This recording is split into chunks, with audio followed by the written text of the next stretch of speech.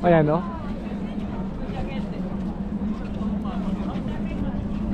Daming tao, daming nagpapapicture dito. Hindi lang ako makakita ng magandang angulo. Ayan, no?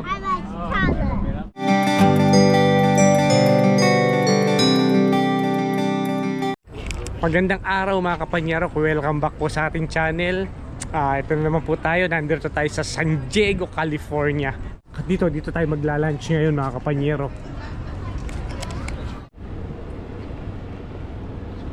Ito lang, iniintay lang natin na makapasok tayo sa restaurant para kumain muna. Mas maganda kasi mga kapanyero, bago tayo mag-explore, bago tayo mamasyal dito sa seaport area, busog tayo, di ba? Kasi mas mahirap naman na kung doon pa tayo abutan ng gutom. Tara, kain muna tayo.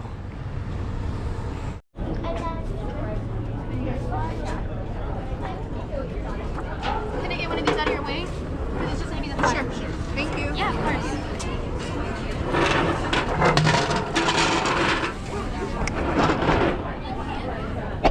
Dito kami.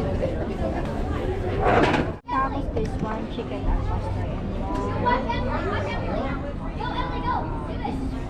Calabasita. Alright, so we have the... Sorry. Chicken al pastor. Chicken al pastor. Akin yan. Ba't chicken kami? Chicken ka na rin ba? Chicken ako. Chicken al pastor. Kasi maanghang yun. Yeah? Chicken.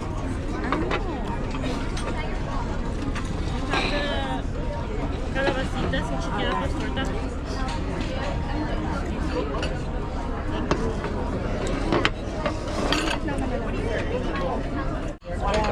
Kumain na. Kumain na. Kaya. Ano yung camera ko para?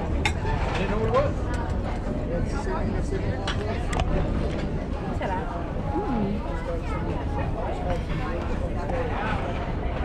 Kumain na.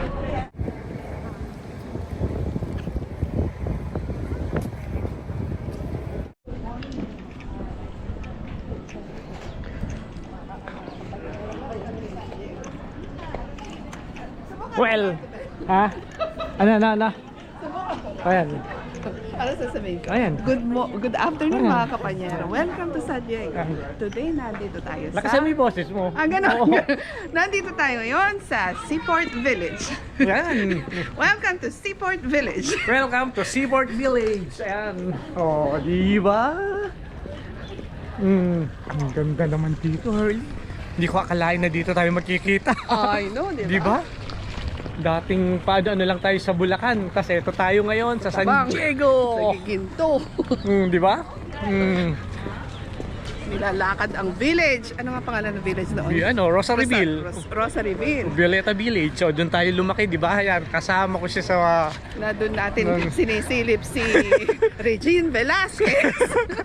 The songbird of Asia. Oh. Asia's songbird. Songbird. Mali pala ako. Uy, Okay. baka... Kita mo naman, oh. Ang ganda, oh. That's the famous Coronado Bridge. Ayan ba yun? Yes. So at night, ang ganda rito. Ang lupit dito, ah. So minsan, sumakay kami ng parang amphibian. Dadalhin ka all the way sa Point Loma. Makikita mo yan, ganyan. Pero kahit na palakad-lakad ka lang rito, mawawala yung stress mo sa buhay, eh. Ang ganda, oh. Ayan. Asan sila?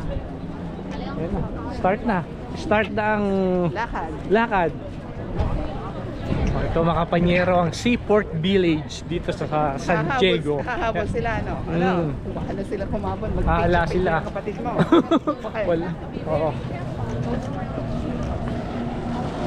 Yan ang sports nila, jet ski. Yun ang maganda, oh. Yung carrier talaga, ang makakapunta tayo sa gilid nun. Punta tayo, lalapitan natin. Lalapitan natin yung carrier na anong USS Midway. Yes. Yes. USS Midway na Tawag, museum. USS Midway Museum. Yan, pupuntahan natin yan mga kapanyero. Puntahan natin at nang makita natin yung mga yung history nitong carrier na to na galing saan ba, no? Tigas na carrier. Makikita natin yung history mamaya doon sa gilid ng park. Dito on Saturdays, sarado to. Puno yan ng vendors ng mga, lahat ng mga fresh na seafoods from Alaska. Like malalaking tuna, lobster. Dito, ito yun. Oo, Dito yan. ang bentahan tuwing Sabado. Sabado maghapon. Hindi, from 8 to 1 lang. Ayan mga kapanyero, dito nagbebentahan ng malalaking salmon, mga crabs, kung ano-anong... Ayan, pa-addis na sila. Oh. Ito, Yung mga- mangingisda rin to. Oo. Yung mga Ah. mangingis na yan, maraming Pilipino. Hindi sila pwedeng bumaba dito, magdaong. Kasi ang visa nila is, kung immigrant sila, hanggang doon lang sila sa may work space sila. So makita, Oh, tara. So itong malaking bangka rin na to, mangingisda pala to. Mga nagbebenta rin sila ng mga isda rito. yeah. Pero kung may mga Pilipino rito, hindi sila pwedeng bumaba dahil iba yung visa nila. So hanggang dyan lang sila sa boat nila. Yes. Oo, dahil nga pagka bumaba sila at pwede na silang tumakbo. Yun naman ang ginagawa ng mga karamihan, di ba? Yung mga Pilipino mga yan. So saan galing tong anong to? Saan galing tong... Usually galing yan sa Alaska. Galing sa Alaska. Pero malaki rin na. Mga Pilipino ba yan? Oo. Mga Alam mo. Pilipino pala yan. Mga mangingisdang Pilipino galing ng Alaska. Dito nila ibinebenta yung mga isda na nahuhuli Under sila nila. sa company. Oo. Pero under sila sa company. Yan o. Oo, mga Pilipino. Yun nga lang, hanggang dun lang sila. Ang ginagawa nila, so halimbawa, bibenta sila ng isang malaking isda, no? Sila na yung nagkakatay. Yung mga, mostly, hindi nila gusto yung ulo, Oo. yung mga loob ng isda. Ibinibenta nila yon for $5. Oo, ibebenta Mga nila ganun. ng O kaya bukod. Oo. So lilinisin Pera na nila. nila Yun na yung sideline nila bale. So kung lilinisin na. minsan, kung gusto ko ng, okay, yung ulo ng tuna.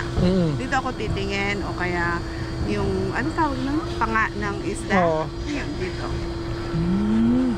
Reasonable na rin yung presyo. Oo, at least kaysa itapon, ibenta na rin ng mga Yeah. kababayan natin na ganito ang trabaho. Sideline na nila yun. Ganun pala. So kaya nandito pa sila kasi katapos lang nila ng kahapon. Naglilinis lang sila, then paalis na rin sila.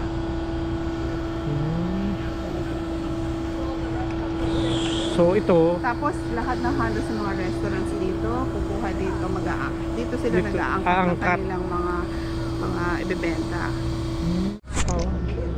nakikita yung bridge na yun, no? Ano yun? Colorado? Coronado Bridge. Coronado Bridge. Ayun mga kapanya, Coronado Bridge nga pala yan, ayan, no? Yung mga pumakikita niya. Ano nagdudugtong sa kanya? Island. Connecting to the next. Ano yung island na yun? Coronado Island.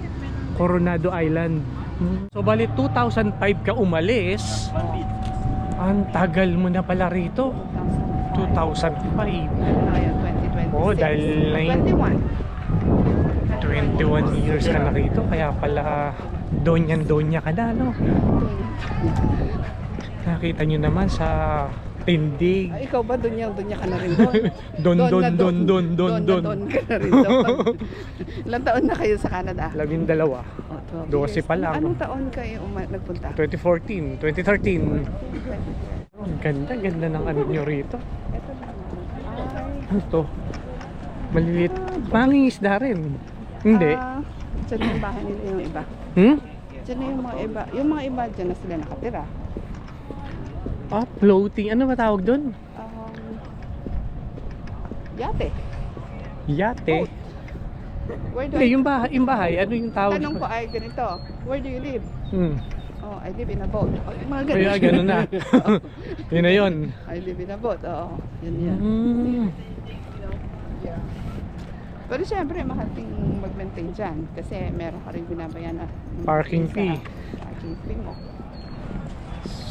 So ayan mga kapanyero, yung mga anong yan, hindi lang lahat yan mangingisda.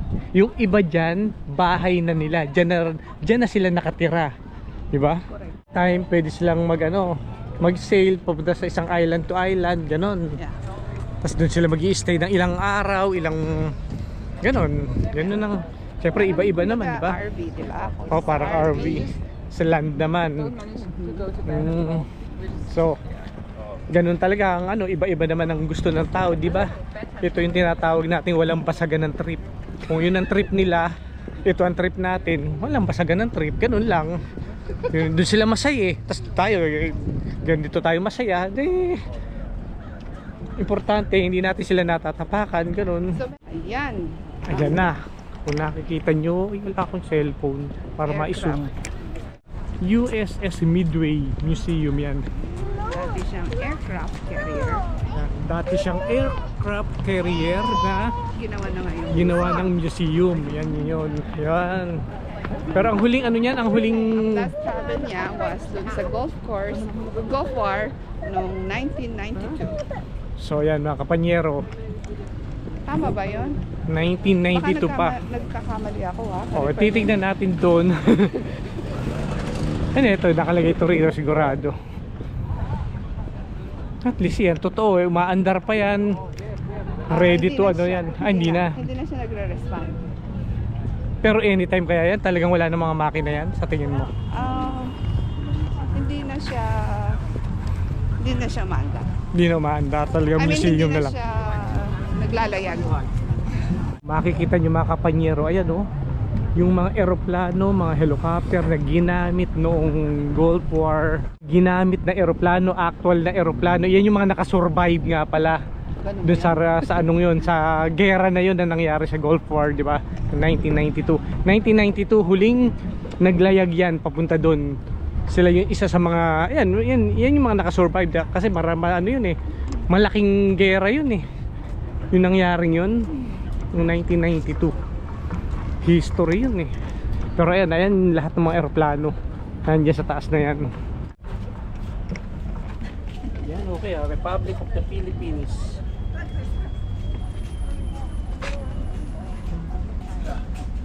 That was during the battle ng World War II to Oo, 1944? Samar. Sa Samar? Philippines, October 1944. Kaya napakarami mga sundalong Pilipino na nandirito ngayon, diba? Alam niyo naman ang mga Pilipino, diba? Matatapang. At least ginamit nila yung tapang nila sa gera. Hindi sa kung saan lang. Pero nagtataka lang ako sa sa lugar talaga na to. Dami ko nakakasalubong ng magka-holding hands, parehong lalaki. Chismis. Ito mga trivia to, chismis. Marami akong nakikita rito, ayoko lang videohan. At baka madali tayo. Walang basagan ng trip. Walang basagan ng trip. Walang basagan. Kasi di ba walang basagan ng trip. Maraming magka-holding hands na lalaki sa lalaki dito. Yun nga. Gusto mo ba lumabas ng gabi? At gusto mo yung Gusto mong lumabas ng gabi? Nang makakita yung talagang tumambay ka lang, mag-clubbing ka lang.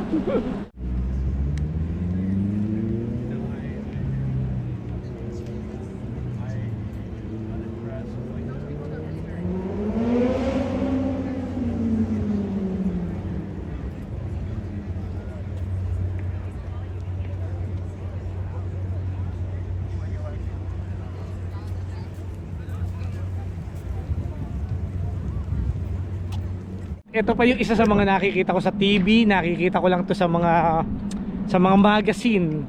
Ito yung The Kissing Sailor and the Nurse. Ito yun kung nakikita nyo, ayan ang galing, di ba? Nandito siya ngayon. Ito raw mga kapanyero, nasa New York dati, pero inilipat siya dito sa lugar na to. Ayan, kung makikita nyo, ayan di ba? Ang galing, di ba? Share ko lang sa inyo kung ayan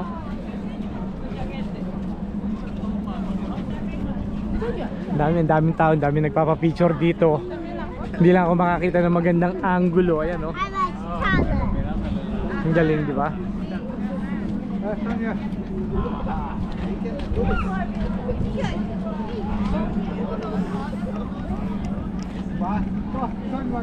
Ano ang kwento niya? Kasi ikaw magkwento. Sige, ang kwento niya Ito, chismis na naman tayo. Ito. No, this is not chismis. Oh, hindi chismis. Oh, sige.